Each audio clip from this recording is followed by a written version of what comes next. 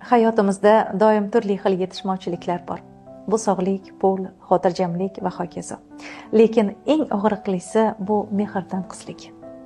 Moddiy tarafdan yetarli bo'lsangiz, u qalbingizda muhabbatingiz bo'lmasa, yuzingiz kulsa ham ko'zlaringizda ma'yuslik bo'laveradi. Chunki Robbim bizni shunday yaratgan. Birimiz-birimizga mehr ulashib turishimiz uchun yaratgan.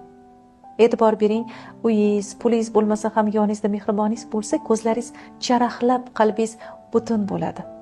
Chunki mehr, muhabbat hayotimizga mazmun bag'ishlaydigan ilohiy ne'matdir. Keling, shu yonimizdagi insonlardan mehrimizni qizg'onmaylik, ayamaylik. O'zimiz va o'zgalarning dunyosini muhabbat nuriga to'ldirib, ushbu Robbimning in'omini ularga hadya etaylik.